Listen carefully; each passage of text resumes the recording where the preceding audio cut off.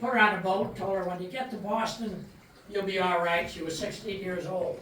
You'll meet a lot of other Irish people. Make your way. So the first 2 nights she slept on the streets of Boston. Then she met another lady from Ireland who knew another lady from Dingle, Ireland, from where she was from. She told her, get a hold of that lady in Springfield, maybe in Massachusetts. Maybe she'll have some work for you. So she did. Long story short, went to Springfield, got a job as a maid, working for a doctor in Springfield. My father came from Italy, and he ended up working on a farm outside of Pittsfield, Massachusetts.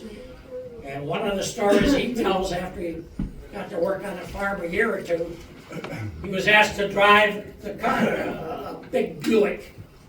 They had taken out the undercarriage of the Buick and put a big pan in there. And he drove that car to New York City once a week, every Friday. Stay in a hotel, have dinner, come home the next day. It was moonshine that he was carrying. And he knew what was in there, but he had nothing to do with the moonshine. He was just the driver. So, having been raised by those 2 parents, my mother died when I was 13 of a disease that they cured today. But having been raised by those 2 immigrants has been lucky for me. Now, as far as my life, after my mother died, I became a pretty bad kid. I had 2 sisters. My father watched out for the 2 girls. We didn't live in the best of places, but he watched out for my 2 sisters. And I was pretty much on my own. So I was telling somebody tonight, I would recommend strongly for every high school senior today to spend a night or 2 in jail. I did. Good for you, Frank. I was in jail for stealing cars at 14 after my mother died. But from then on, in high school, I got kicked out once. I pleaded to get back.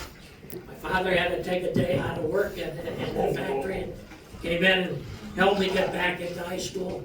Otherwise, I would have to go what they called then a trade school, because you had to be in school until you were 16 years old at that time. So I stayed in school, I turned my life around, and did well in school, became a president of the class, the senior class, and I won a scholarship. My dad worked for Standard Oil, he worked in a factory making gas pumps. And I got a scholarship. I could go to MIT, Harvard, or Cornell. Full boat. So I picked Cornell, because the guy I sat next to in high school was going to Cornell, so we decided we're going to be roommates. Both going to study engineering. The summer of the year before Cornell, a couple of fellows from Cornell came out to visit my father and me, to see if we were suited for Cornell, I guess. But again, a long story short, we didn't live in the greatest places. We didn't place at the time. We didn't have the social status that they were looking for, apparently.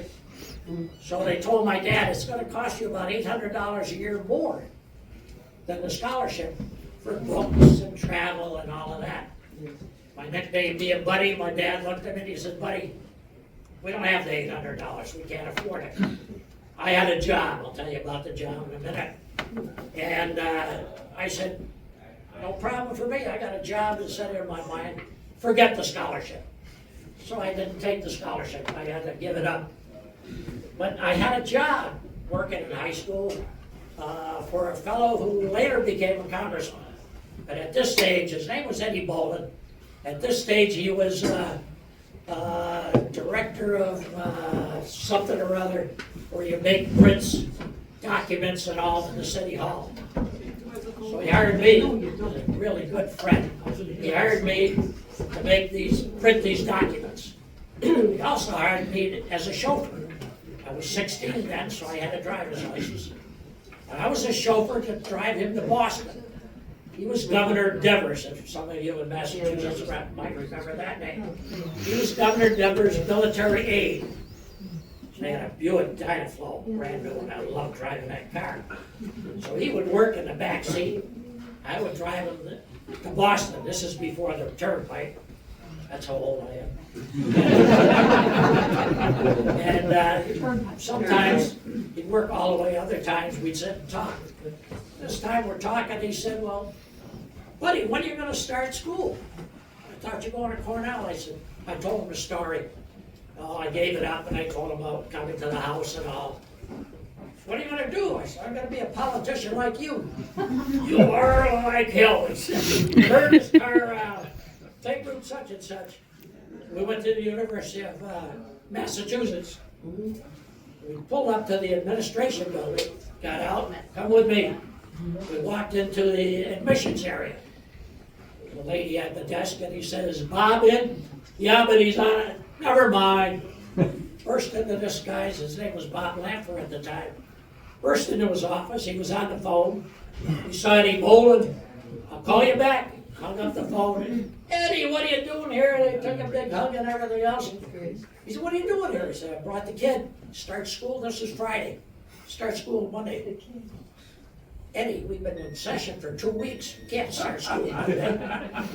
We don't have any room. He said, Bob, you're starting to get into details. Start school on Monday.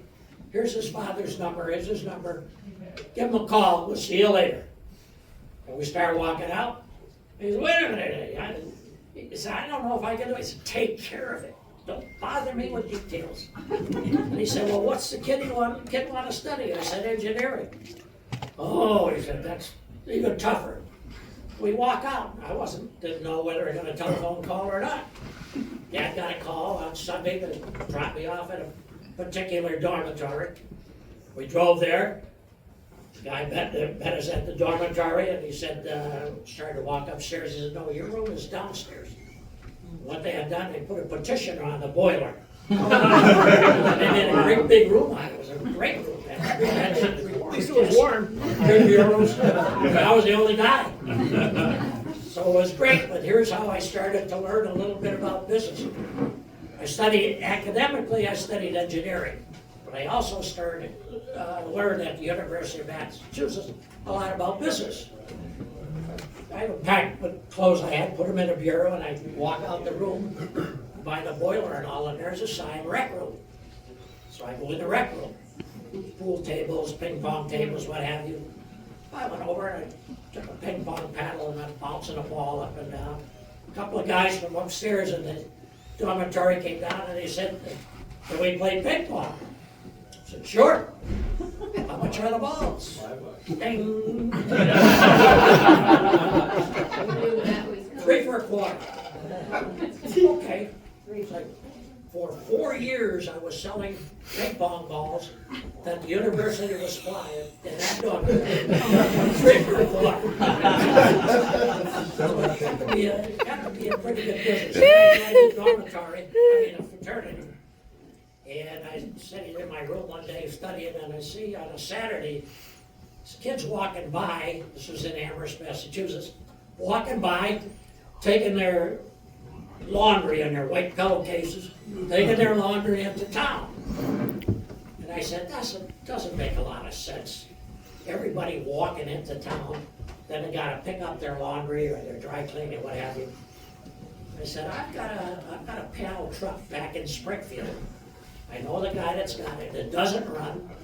I can buy it for $5. I'll get it running.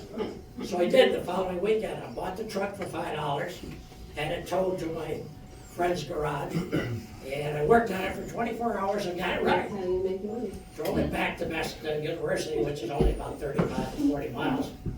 Had the university print up the tickets for laundry and dry cleaning, just like they did for same tickets, same price. So I put them in the dormitories, the sororities and all. And people had a stack of tickets like that in 1 week, all to pick up their laundry and deliver it.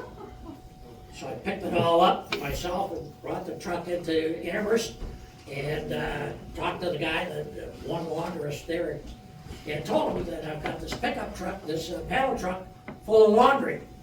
but I needed a 10% discount because I'm gonna deliver it, and when it's done, I'm gonna deliver it back. He said, no way, I've had that business for years, not getting you 10%. So I drove the truck to Northampton, which is only 15 miles away, where Smith College is. They had 3 places there. Went to all 3, I got a 25% discount. So I was now in business in the laundry business. But yeah, it worked out good. So good, I hired somebody to help me do the work, and I counted the slips of the money. And I decided one day the truck was only used 2 days a week. But every fraternity house, these were animal house days, fraternities. And every Friday night was a beer party at the fraternities. Beer would be that thing on the floor, not necessarily in the stomachs. But they would have to go and get these kegs, bring them, use them, then bring them back. So I went to all the fraternities and I got a deal, picking up and delivering kegs of beer, just the transportation part. At that stage, I was sending about $300 a month home to my dad to put into the bank, and this is in the mid-50s. Wow. Put in a bank for when I got out of school. I was making more money at school than he was making in the factory. He kept thinking I was stealing something. So that's where I learned, at the University of Massachusetts, I learned a little bit about business myself. Academically, I learned a little bit about engineering from the classes and all.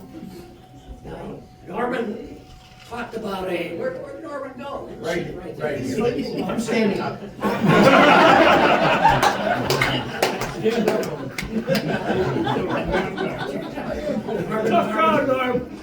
Talked about the saying that I have on a golf course.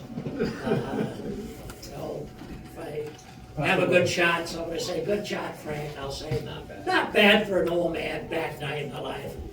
1 foot in the bucket, counting the days, knowing it won't be long now. It took 5 years to learn that. I think it was 6. We're never gonna have another saying for you that has been part of my life. And that saying is, I'm not going to let my life end by being pretty cadaver, taken to the grave with nothing to accomplish. My saying is, I'll go to the grave slipping and sliding, knowing that this may be the last time, but I'll be totally worn out, totally used up, and I'll be sliding in sideways, saying, wow, what a ride.